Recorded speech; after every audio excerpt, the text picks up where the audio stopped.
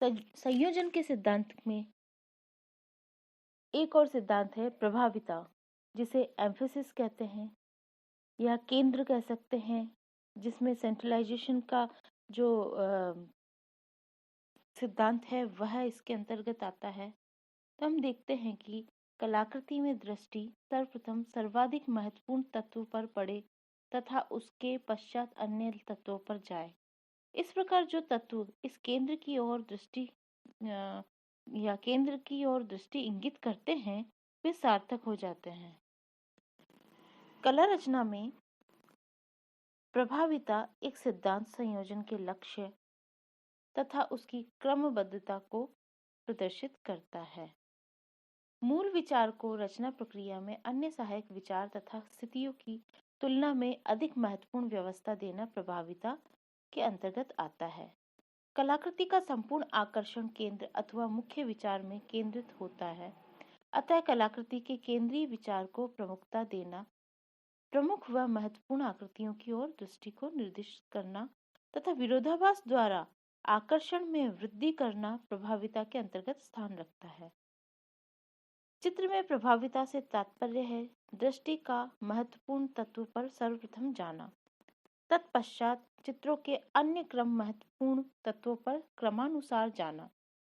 चित्र रचना में दृष्टि प्रभाव को महत्व देना प्रभाविता के सिद्धांत के अंतर्गत आता है। प्रत्येक रचना में एक से अधिक तत्वों का होना स्वाभाविक है, परंतु वे सब एक ही प्रमुख विचार को पोषित कर रहे हों या अन्य या अत्यंत आवश्यक ये विचार है। अतः प्रत्येक सफल कलाकृति में एक ही आकर्षण केंद्र होना चाहिए जो तत्व दृष्टि को इस केंद्र की ओर इंगित करे।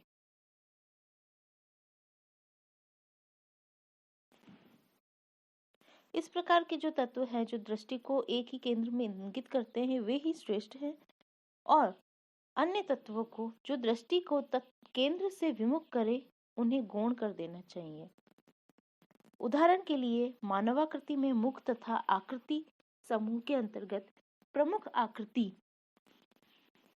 हम देख सकते हैं, जैसे कि अजंता के चित्र बोधिसत्व पद्मपाणि में, जहां एक आकृति में समूह में प्रमुख आकृति बोधिसत्व की है तथा अन्य आकृतियों को गौण कर दिया गया है। तो प्रभाविता का ये हम बोधिसत्व पद्मपाणि जो चित्र है जन समूह के बीच में, ये सर्वश्रेष्ठ उदाहरण के रूप में हम समझ सकते हैं कि यहाँ पे प्रभाविता या जो सेंट्रलाइजेशन है सब्जेक्ट का वो यहाँ पे स्पष्ट दिखाई दे रहा है। उद्देश्य के अंतर्गत हम देखते हैं कि प्रभाविता के सिद्धांत के 3 प्रमुख उद्देश्य हैं। एक, रसता को समाप्त करना तथा विविधता द्वारा आकर्षण में वृद्धि करना। दूसरा है चित्रित आकृतियों के रूप को सहजता प्रदान करना, क्योंकि दृष्टि सदैव महत्वपूर्ण आकृतियों की ओर ही केंद्रित रहती है। तीसरा, मुख्य विचार, जो मुख्य विचार है उसको अभिव्यक्त करने वाले तत्वों को प्रभाविता प्रदान कर चित्र में सहयोग भाव उत्पन्न करना। चित्रण में प्रभाविता प्रदान करने वाले तत्व विषय वस्तु की अनुरूपता और साधारणीकरण, जो सिंप्लीफिकेशन है, उस पर विशेष बल देते हैं।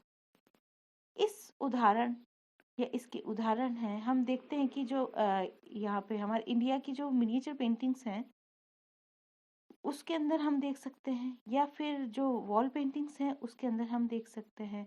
जैसे हम बाग गुफा का एग्जाम्पल ले लेते हैं कि नर्तकी और नर्तकों का दल जो है वो चित्र। इसी प्रकार प्रभाविता के सिद्धांत के साथ पृष्ठभूमि का चित्रण जुड़ा होता है। पृष्ठभूमि को मुख्य आकृति से अधिक महत्वपूर्ण नहीं बनाया जाना चाहिए। अब हम देखते हैं कि प्रभाविता सृजन विधि। चित्रण में अनेक विधियों के प्रयोग से प्रभाविता को उत्पन्न किया जा सकता है। आकृतियों को उचित स्थान पर अंकन तथा उसका समूहीकरण के द्वारा भी हम इसको कर सकते हैं। जैसे कि प्रभाविता की स्थापना के लिए रिक्त स्थान पर अपनी महत्वपूर्ण भूमिका डालते हुए आकृति को यदि समान आकृतियों के साथ समूह में बनाया जाए तो वह महत्वहीन होकर समूह में खो जाएंगी, परंतु आकृति को के चारों ओर रिक्त स्थान छोड़कर समूह के का अंकन किया जाए तो वही समूह आकृति के प्रभाव को बढ़ा देगा।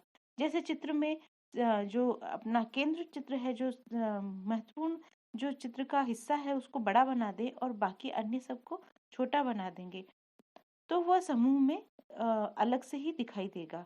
तो आकृतियों का वो जो उचित स्थान है या अंकन है उसका समूहीकरण होने के बावजूद भी वो प्रभाविता का सृजन हो सकता है। दूसरा, रंगों का विरोधाभास उत्पन्न करके भी हम इसको कर सकते हैं।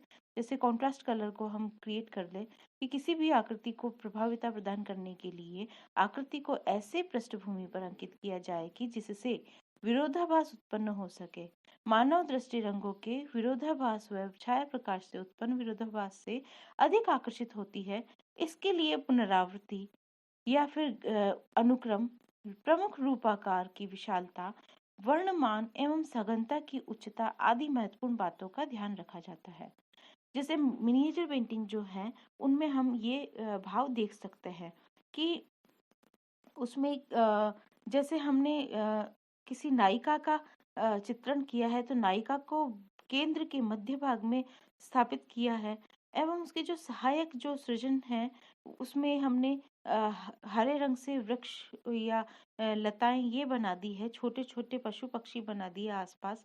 पर जो नायिका है उसको हमने प्रभाविता के जो समूहीकरण से अलग से दिखाने की कोशिश की। तो इस प्रकार के चित्र हम देख सकते हैं। दूसरा है कि टू अप्लाई डेकोरेशन, कि हमने डेकोरेशन के द्वारा किस तरह से ये विजुअल वेट हमने उसके अंदर भर दिया है। तो साधारण रिक्त स्थान की अपेक्षा अलंकरण युक्त स्थान अधिक विजुअल वेट रखता है, अतः उसका आकर्षण भी अधिक होता है। अतः मुख्य आकृति को अलंकृत करने से उसे प्रभाविता प्राप्त होती है। अत्यधिक अलंकरण अनाकर्षक भी हो जाता है या अच्छा नहीं लगता है। अतः अलंकरण सदैव साधारण और आवश्यकता के अनुरूप ही होना चाहिए। जैसे कि हम अजंता के नारी आकृतियों के चित्रण में देख सकते हैं। एक और उसका है कि आकृतियों के पीछे पर्याप्त खाली स्थान छोड़ दें। जैसे कि हम चित्र में एक समय में दर्शक बहुत सी आकृतियों को नहीं देख सकते हैं, अतः चित्रण में उतनी ही आकृतियों की संख्या होनी चाहिए जितनी की हमको आवश्यकता है। अतः आकृतियों की संख्या कम तथा इनके पीछे पर्याप्त खाली स्थान छोड़ा जाए, उन्हें स्वतः ही प्रभाविता प्राप्त हो जाती है। भारतीय चित्रकला और मूर्तिकला में महापुरुषों की मुखाकृति के पीछे हम एक ओरा मंडल बना देते हैं तो उसके सृजन से प्रभाविता प्रदान उनको अब स्वतः ही हो जाती है। एक और है रेखा या आकारों या आकृतियों का विरोधाभास उत्पन्न करना। तो इस विधि का प्रयोग अजंता के चित्रों में बहुत ज्यादा हुआ है। इसके अनुसार सहायक आकृतियों की तुलना में प्रमुख आकृति को अधिक विवरण व अलंकरण युक्त बनाकर तथा अनुपात में अधिक बड़ा बनाकर अन्य आकृतियों से अलग प्रभाविता प्रदान की जाती है।